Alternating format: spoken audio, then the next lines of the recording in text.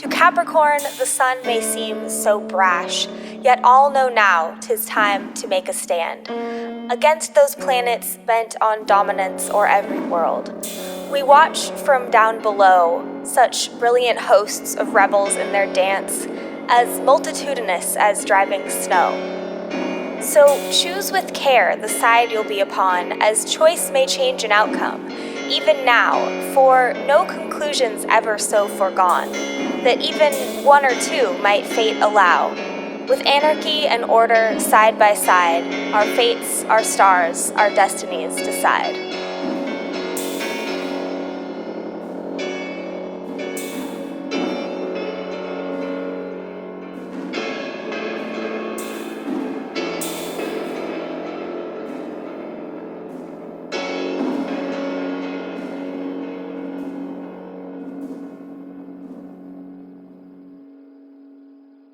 That poem was beautiful. The stars decide.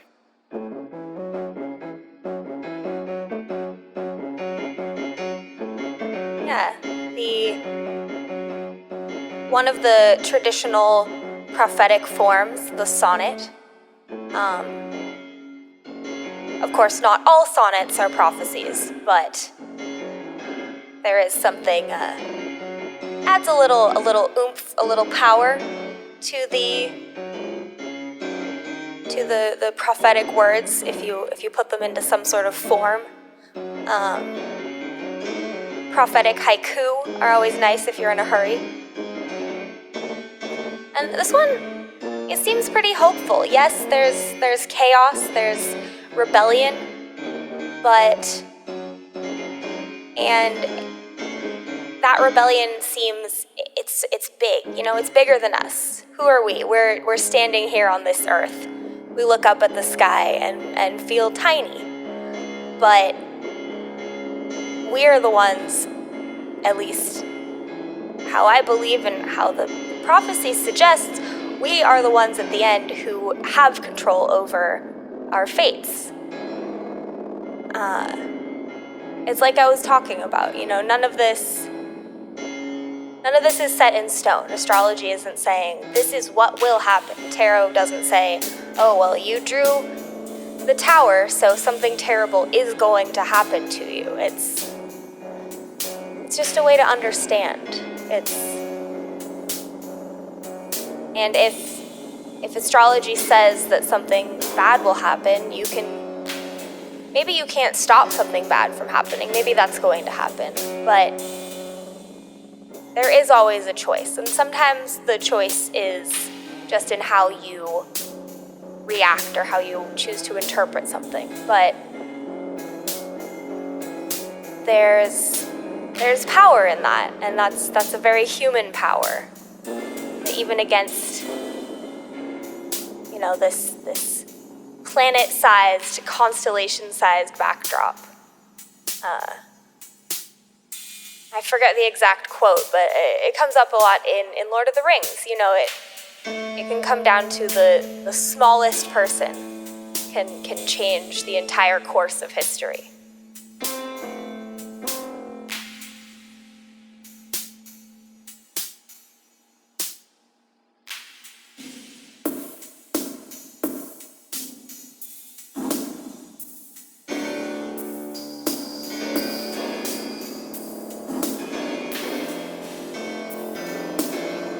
That reminds me of the Anansi story, the one that Neil Gaiman uses in American Gods, where Anansi, the spider, is spider god, the god of stories and also a spider. The spider from Itsy Bitsy Spider. The spider from the stories. The spider that tricks his family into thinking he's dead when really he's hanging out in the pea patch, and then his family boils him alive. That spider. So this spider, Anansi, in this story,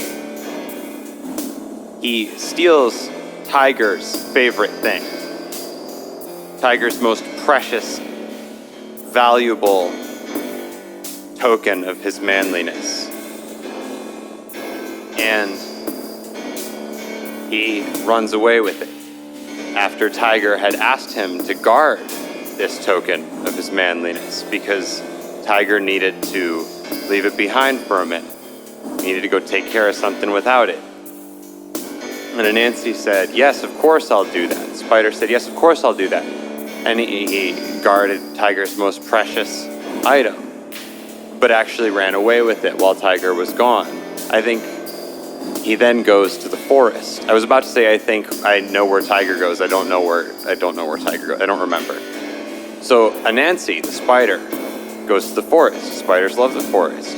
And monkeys also live in the forest. And he sees the monkeys hanging out, having a great time. And he starts singing a song that he made up about how he ate Tiger's most precious item, how he ate this token of Tiger's manliness. And the monkeys hear the song and say, hey, that's a pretty great song. That's pretty cool. We're going to sing that song now. The monkeys are mimics. They watch the mimics mimic and learn to mimic. The monkeys did. And so this monkey watched Anansi sing the song and then sang the song because it was catchy about stealing Tiger's most precious item. People love to sing story songs. The monkeys, who doesn't love to sing a song about like a dramatic country singer who drove a pickup truck at night to hide a big treasure trove of cash that they stole from a bank.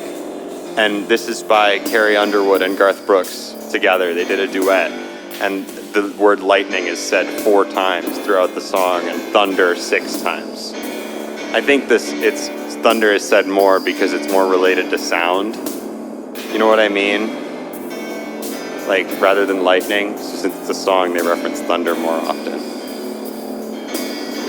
I guess lightning is directly related to thunder, though, most of the time. Is it a degree of separation if the two things always come together? I'm not sure. I mean, one can't exist without the other. I know that. At least I'm pretty sure. I never took weather class, but... So how does the story end? The monkeys are singing a song? The monkeys are singing a song, and Tiger is out still. And the monkeys all learn the song from each other. The mimics watch the mimics mimic and mimic. And they're all singing this song about stealing and eating Tiger's most precious item, his greatest token of manliness. And at this point, Tiger sees the monkeys. That's not true. Hold on, I got the story wrong. I'm distracted by this great beat, and it's the good chord progression. It sounds good. I got distracted for a second. If I recall, I think Tiger had to go, maybe bathe. You know, it's kind of like you're at the gym and you gotta go take a shower. So you give your iPhone, your nice big iPhone with all of your favorite playlists to your friend. You're like, hey, can you hold on to this for me while I take a shower? And then your friend on the iPhone downloads that game where you get more points for how far you throw your phone up in the air, and it uses the velocimeter or whatever to measure that, and it falls back down. And they drop it and your phone cracks and they throw it away, and they're like, actually, someone mugged me. And so Tiger comes back from, let's say, bathing, and says, hey, Anansi, what happened to my precious item that you were guarding? And Anansi says, I'm sorry, I did the best I could, but those monkeys came on by and ate your precious item all up. And Tiger was at first surprised because it didn't seem like Anansi was telling the truth. But then the monkeys come by, down by the watering hole, which is where Spider and Tiger met. And when the monkeys come by, they're all singing a song about stealing and eating Tiger's most precious item, his strongest token of his manliness. And to this day, tigers still chasing monkeys. And Anansi got away. And actually, the item was never eaten at all. It was actually squirreled away by Anansi and used for his own benefit. Made him stronger, became his token of manliness. And that's what it's all about. Yeah. Doesn't matter how small you are. You can always outsmart or outthink or come up with a creative solution.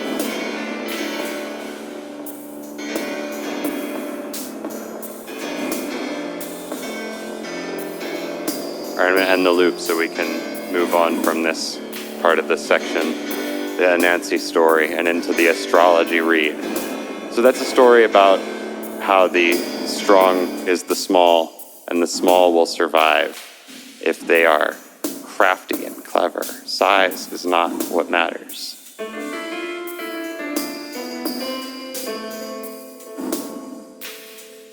Most of the time.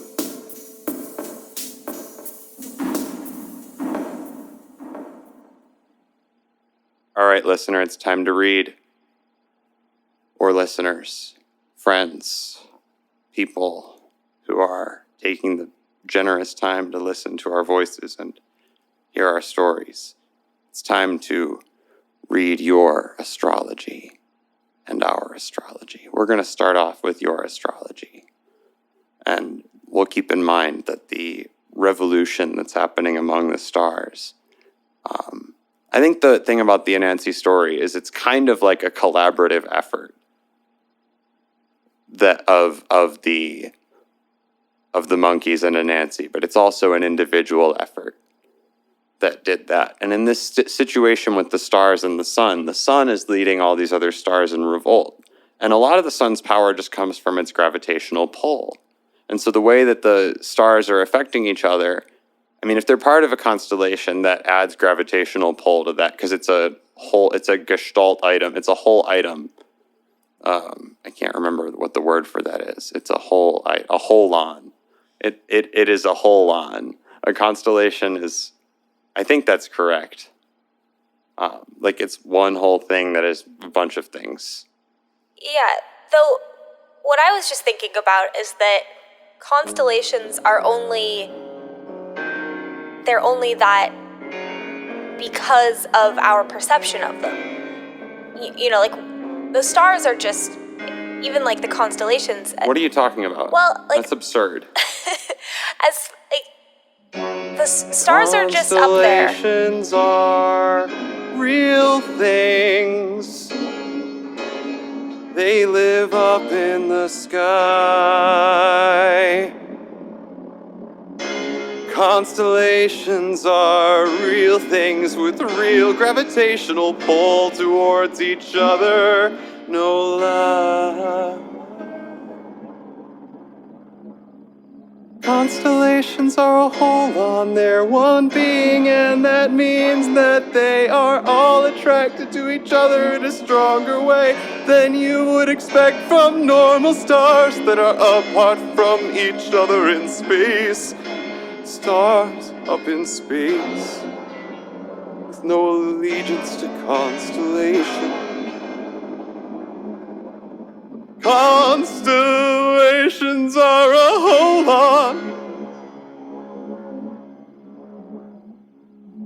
and they all take care of each other, each and every star.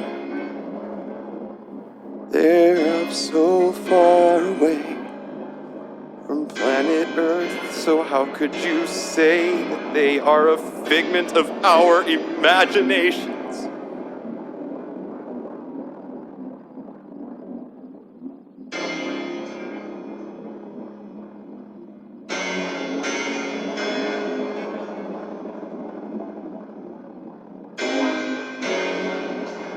I've never been to space, So what control could I have over the fact that there are these beings in the sky that we can see? These beings in the sky that are up so high. These constellations of so many stars.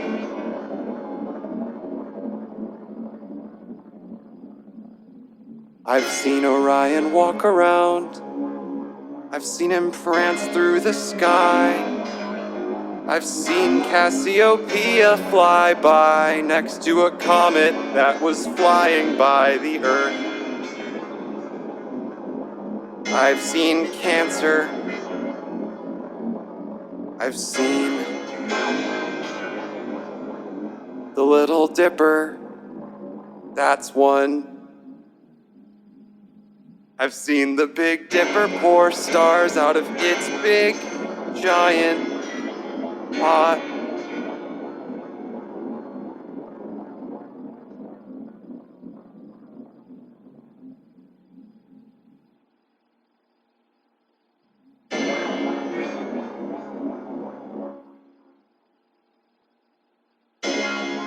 So what I know is that it's clearly not the human imagination that created constellations.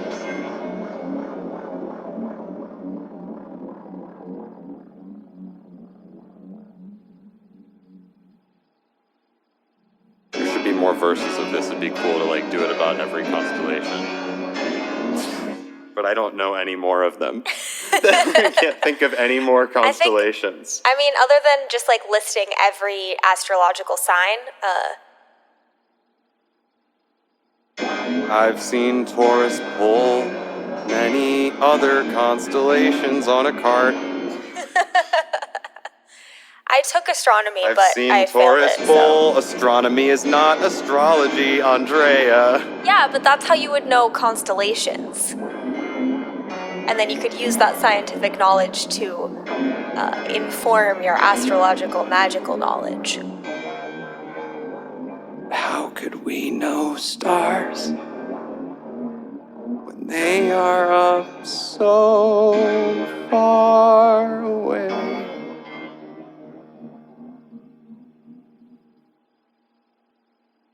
We couldn't know anything. Science is fake.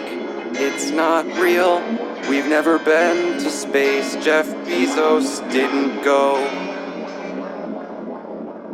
Neither did Neil Armstrong. Neither did Joe Armstrong. That sounds like a name. Apollo 13 never happened.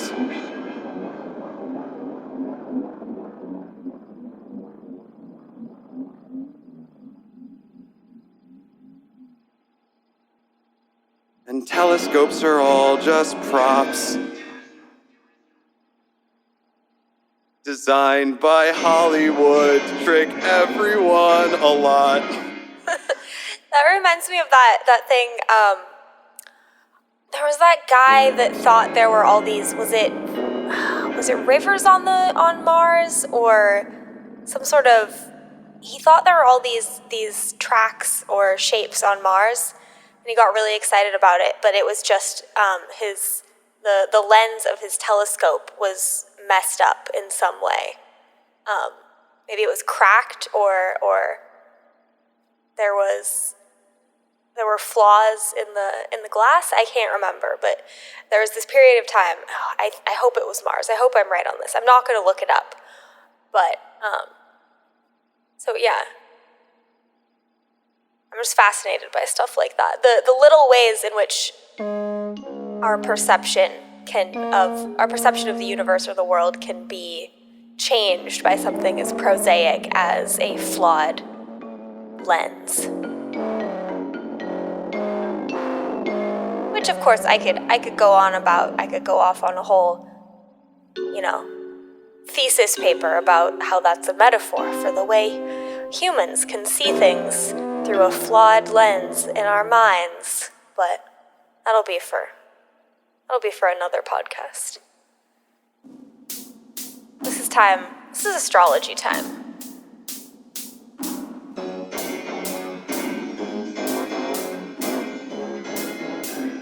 What's interesting about this whole revolution, revolt in the stars is that, or I guess in finding this prophecy, is that from what I've been told for years by my stepmom Julia, who is one of the most knowledgeable astrologers I've ever met personally, she was telling me for a very long time that, you know, because we're coming to the end of I believe we're coming out of Taurus and going into Aquarius. I'm sure you've heard the phrase, the age of Aquarius.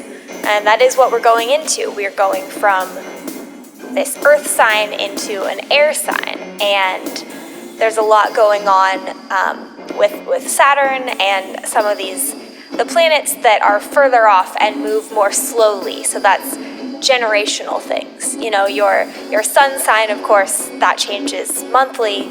The moon sign changes every few days. But there are certain things, you know, like everyone in the same generation will have the same Saturn and the same Pluto. And so I believe it's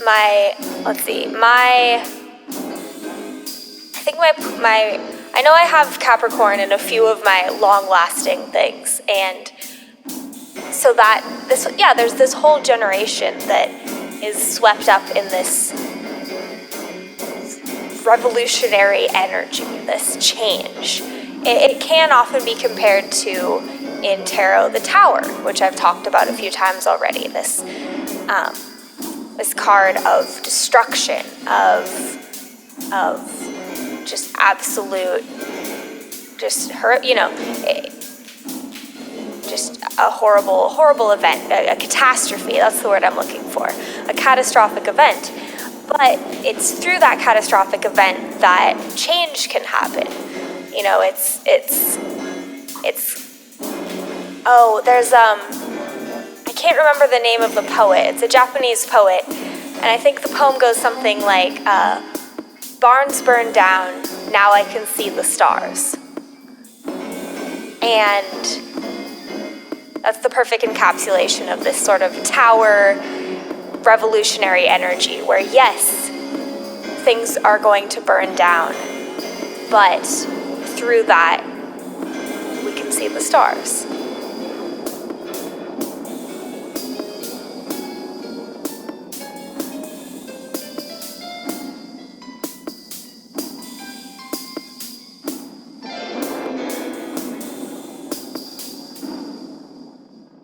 So with that in mind, your astrology.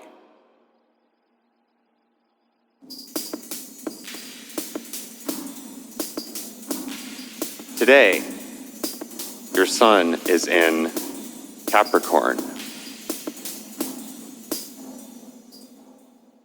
And what that means is that today your dharma and your ego, person you are, is very sturdy. People perceive you as sturdy, and that is your effect on the world around you. You are reliable, like a goat on a mountain.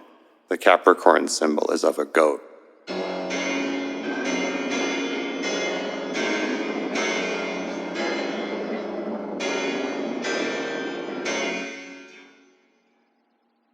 That's the dramatic music for the sturdiness of a goat. And so you're leading the world around you in this sturdiness. People are looking to you for help when they need help. People are looking to you for ideas when they're stuck for maybe what to do. People are depending on you to help them with things. And a lot of the time that has positive connotation. But I think that part of this sun leading a revolt with the stars against order that's happening is that the order of the ego, the way that the ego wants order, is not always the same as the way that the society surrounding the ego wants order.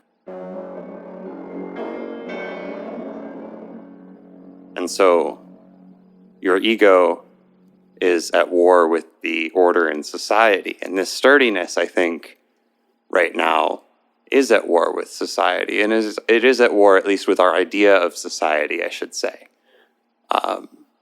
Our dependability, our society is not feeling dependable. The ordered ordered structures in our lives are not feeling dependable right now. And sorry, I had to burp for a second away from the mic. That's gross. The ordered structures in our life are not necessarily dependable for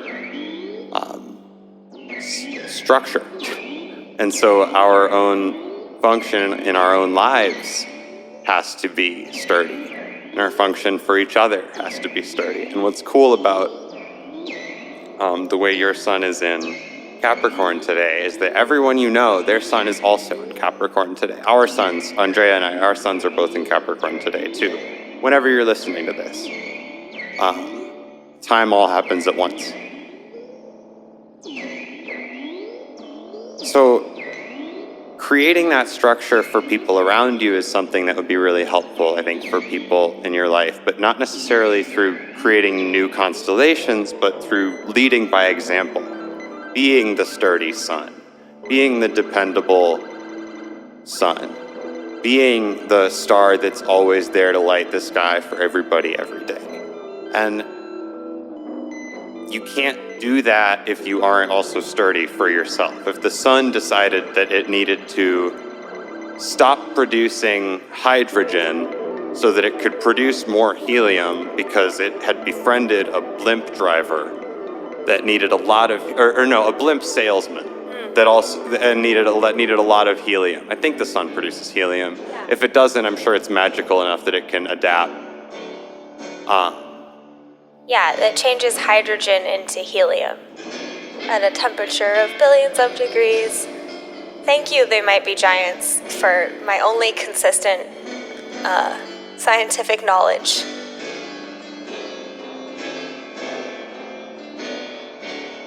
Thank you, They Might Be Giants.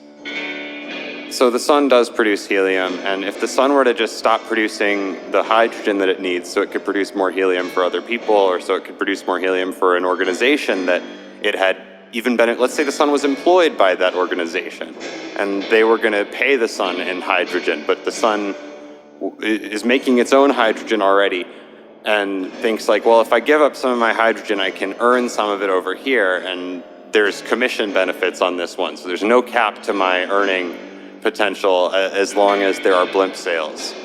And the way I see it, if I'm out and shining every day, people are more likely to buy blimps. And anyway, in order to be the sturdy Capricorn goat for other people, if you want to do that, or in order to provide any structure, and right now, why would you want to provide structure? All of the stars that aren't part of constellations, which is lots of them. And constellations are not designed by the human imagination. I should remind everyone. There are only so many of them, and those stars are meant to be together. The same way like the US government had to happen. The Japanese government had to happen.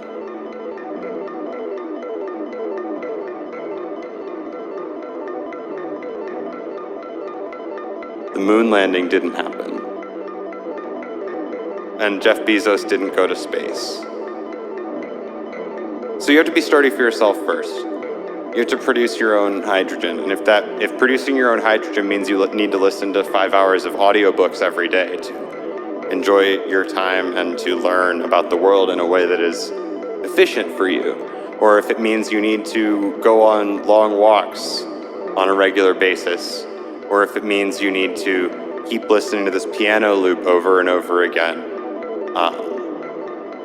like we're doing right now, just so you can talk with something behind you and you don't really want to play the piano live, and you don't want to reset the tempo on the drum machine because you've already changed the tempo so far away and it takes a couple minutes sometimes. Not always, but sometimes. So you don't want to do that. So you're just listening to this piano loop over and over again and talking about the Capricorn sun and how your sun is in Capricorn and how our suns are in Capricorn today also. So we have a shared reading today. It's for everybody. I mean, it's just like, it's possibly one of my favorite sayings that I picked up somewhere. The idea that you have to put your own oxygen mask on first. When you're on an airplane, and they talk about that, like, because if you can't breathe, you can't help anyone else to breathe. If you are exhausted, you can't help anyone else. And,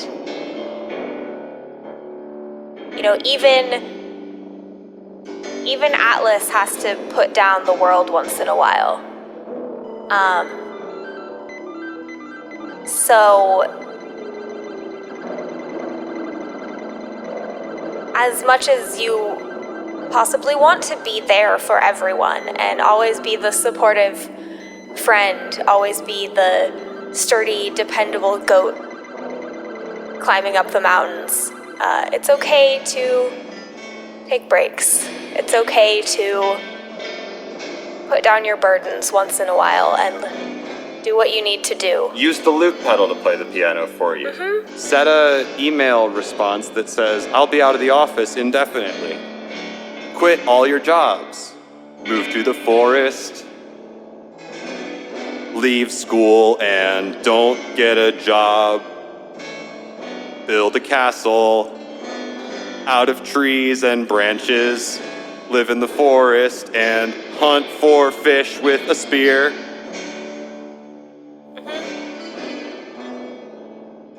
Burn your diploma for fuel to cook the fish.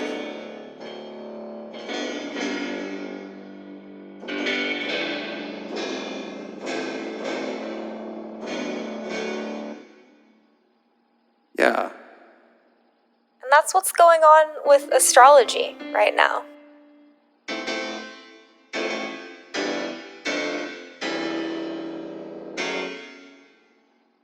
That's it. So build sturdiness for yourself so you can build sturdiness for the things that you care about and for other people.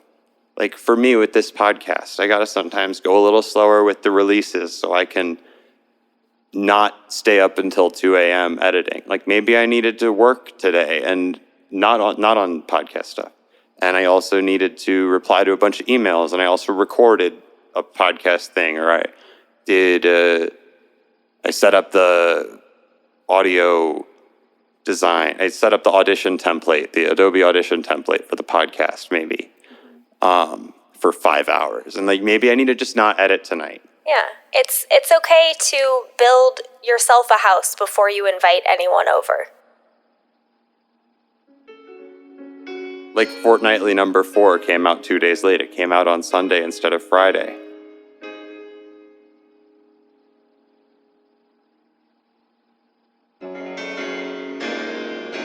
Well, and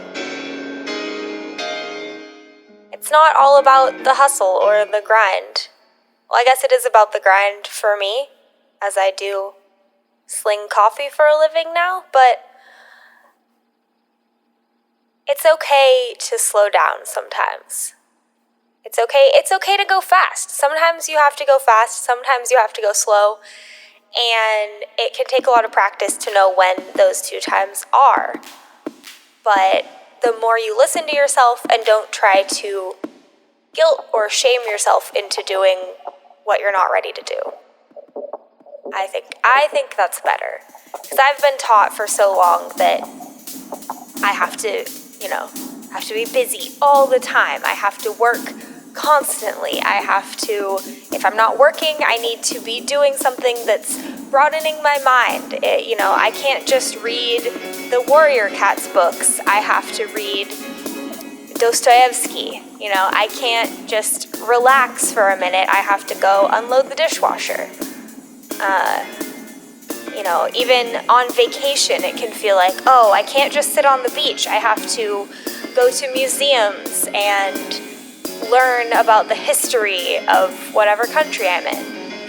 And if that's fun to you, if you really love museums, then more power to you. I like museums, but only for about 93 minutes, and then I have to go. But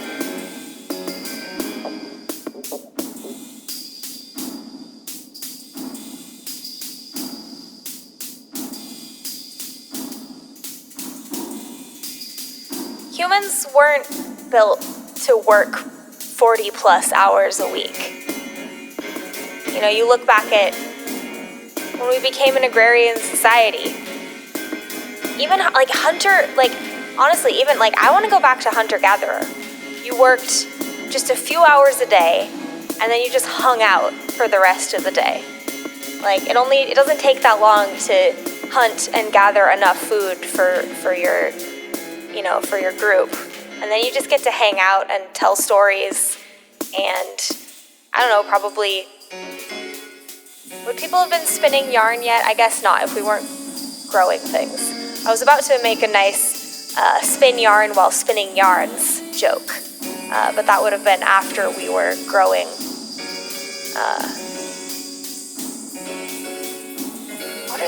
What is thread made out of other than cotton? I guess there's silk, flax. Anyway. Humans were built to just spin yarn while spinning yarns and eating berries and just chilling. So it's okay if you need to do that some of the time or all of the time. That's what podcasts are good for. Gives you a little company in your ears while you're giving yourself time to relax.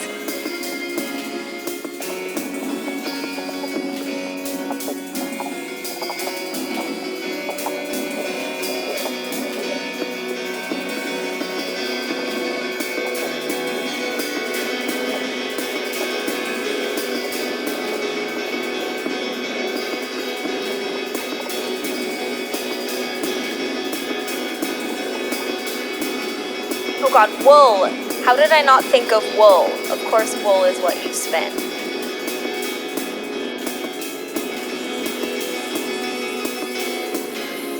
So spinning could totally have happened before we were farming. The joke works.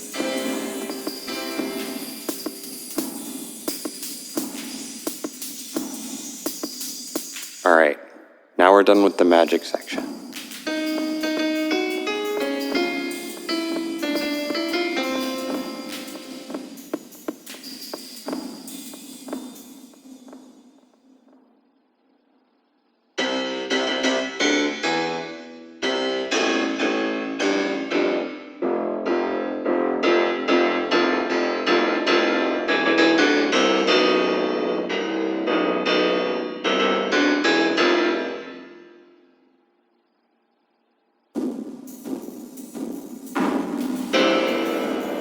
That's it for the magic section.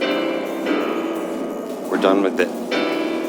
What you gotta remember is just build yourself a sturdy Capricorn nest for yourself every day. At least once.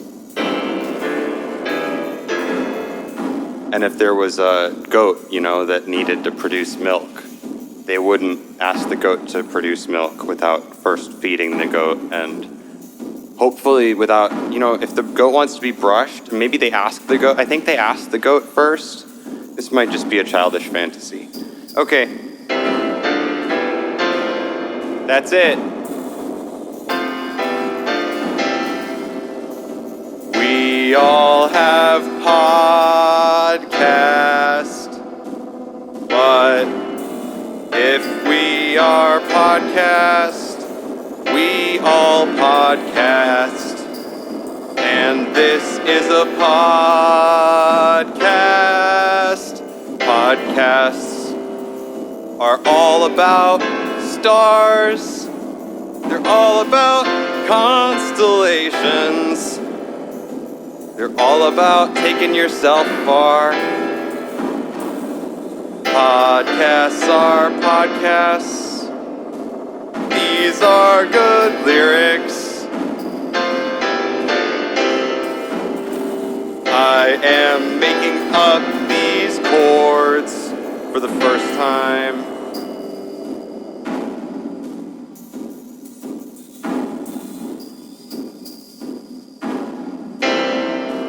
I am ready to transition the podcast.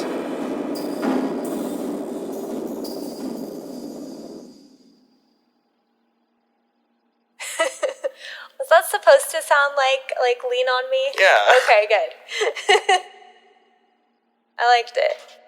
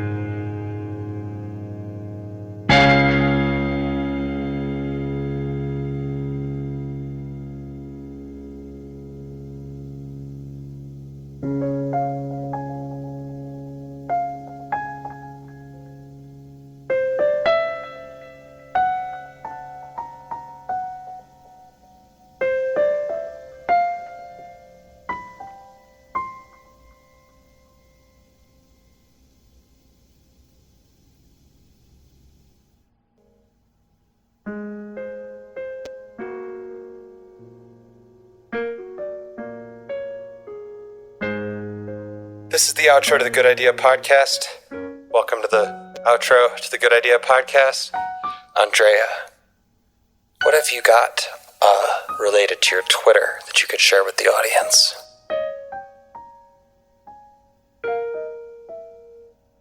I'm on Twitter at mythtaken_ID. That's myth as in story, taken as in photo _ID. That'll connect you to all my other things. I have a Linktree. I'm on TikTok. I'm on Tumblr because I just wanted to get the full range of, cool social media and no longer cool social media.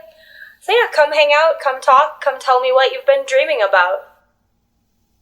How about you? Where can we find you online?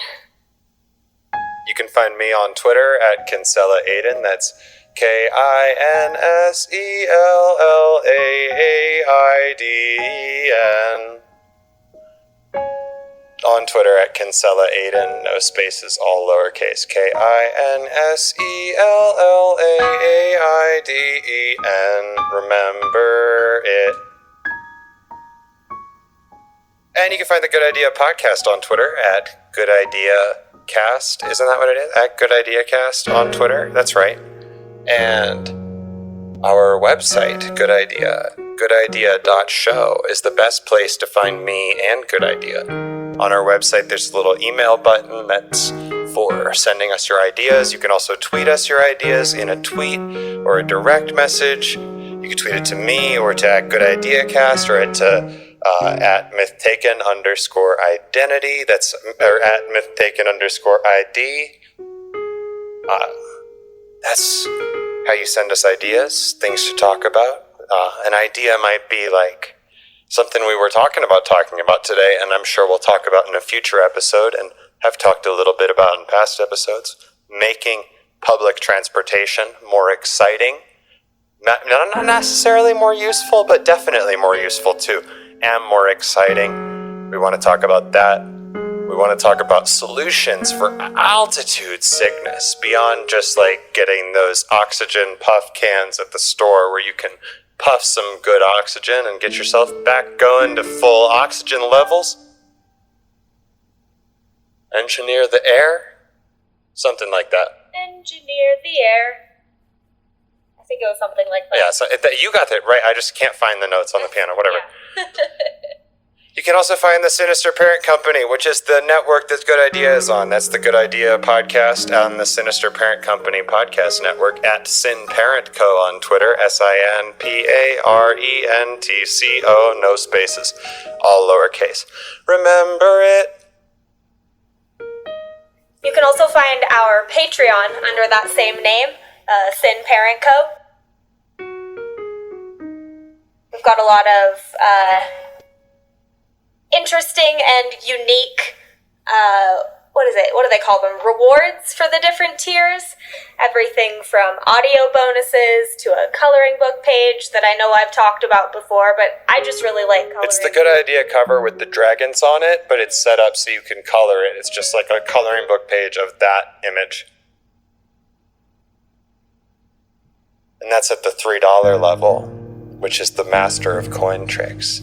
At the $5 level, the president of $5, that's where you get audio bonuses. At all levels, you get to join the Good Idea Discord, which is another fantastic location to send us your ideas, things to talk about, or just get in touch with Good Idea or other people who like Good Idea.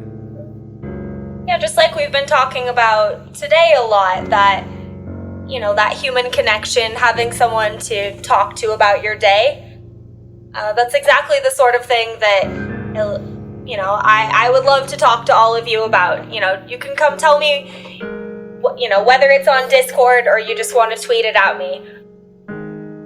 But especially on Discord, I feel like it's a great place to just, yeah, have those conversations, hang out. You can come tell me what you ate for breakfast, or, you know, we can commiserate over the fact that you don't get to eat as much deep dish pizza as you would like. Because I don't get to eat as much deep dish pizza as I would like.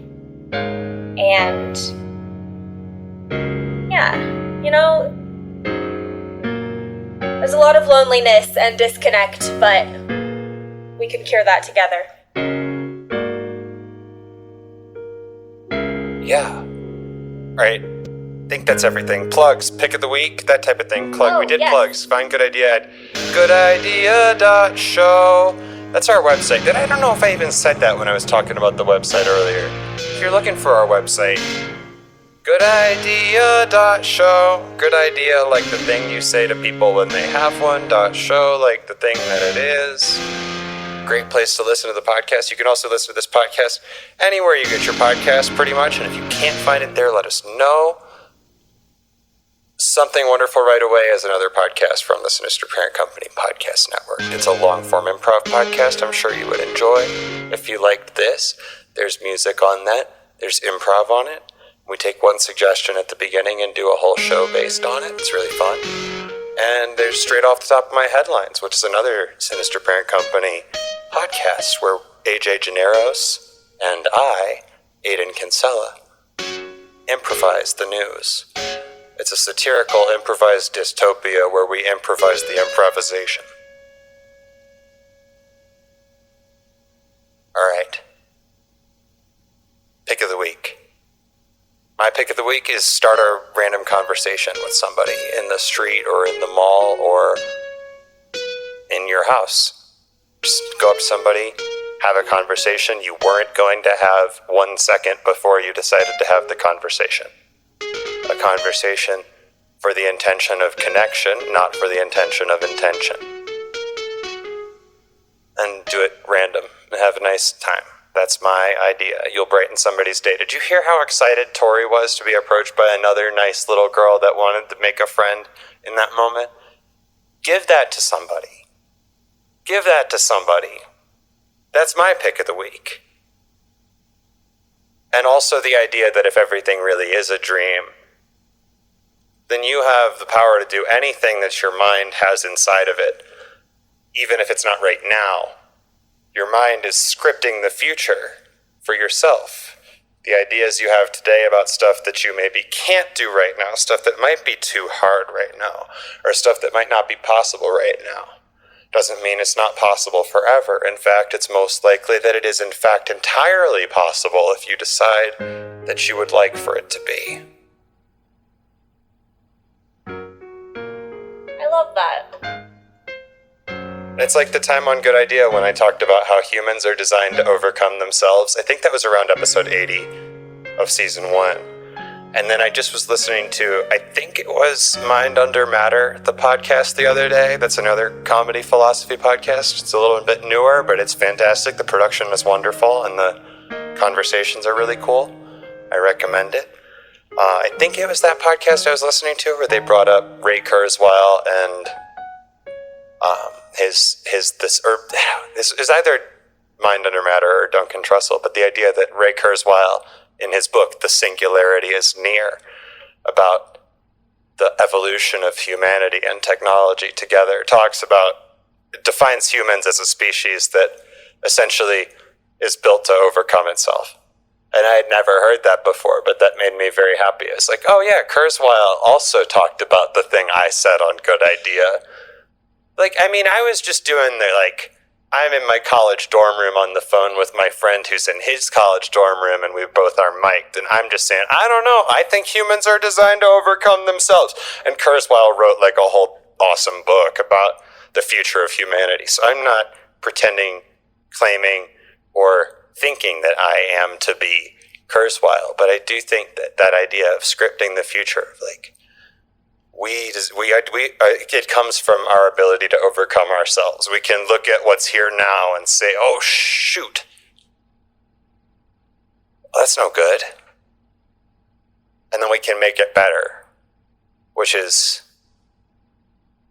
like, but not just better as in like if an ant sees its anthill has fallen, it can put the anthill back together a little bit bigger.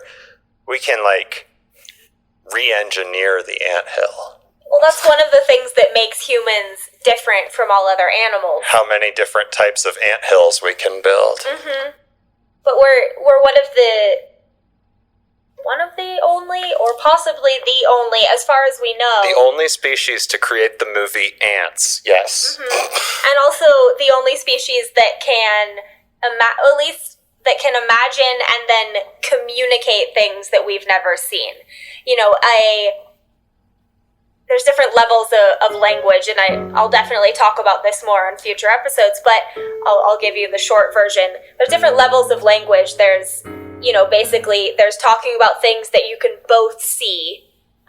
You know, like if you're both looking at a big tree, you can even just kind of point and go, and then the person next to you is like, oh, yeah, we've both communicated there's a big tree over there. And then you go, there's another level, for example, bees. Bees can, like a bee can fly off, find an amazing field full of great flowers, come back and tell another bee where that field is, and that bee can then get to that field. I don't think there's not many animals that can do that. And then humans are that next step where, you know, a human can imagine, like, I can picture a castle made entirely out of stained glass perched at the top of a mountain, you know, with a sparkling glacier beneath it. And I can explain that to somebody, and then they can picture it in their mind. And that, to my knowledge, doesn't exist. And then if that dream can become real because of the gift of our physical bodies, then are we not living in a dream? So I think in kind of a similar vein, my pick of the week is also a directive. Go out and whatever that thing you were thinking of trying, you know, if you've had a piano sitting in your house and you kept thinking, you know, I want to try playing the piano, or if you have a set of watercolors you keep meaning to figure out, or if there's just maybe a slightly more difficult hike that you keep thinking, oh, well, the view will be pretty, but I don't know if I can do it. You know, just go do one of those things. Even if you're not good at it, or if you don't feel like you're good at it, just try. And, you know, like we talk about on the podcast a lot, the important thing is to have fun. As long as you sit down and have a good time, that means that you're successful. So even if your watercolors turn out muddy, or you get lost on your hike, or the piano you play doesn't sound the way you want it to, if you had fun, then that's really what my pick of the week is. Go have fun trying something that you've been wanting to try. And if you want to come tell me about it on Twitter, that's cool too, but I don't expect you to. It can be a personal, private fun experience. There's nothing wrong with that. Not all creativity has to be performed for anyone else. Sometimes you have to be your only audience, and there's nothing wrong with that. Yeah. Nice. Sometimes you do have to be your own audience for your joy. But if success is success, then it should be measured as based on your ability to be your own audience to your own joy.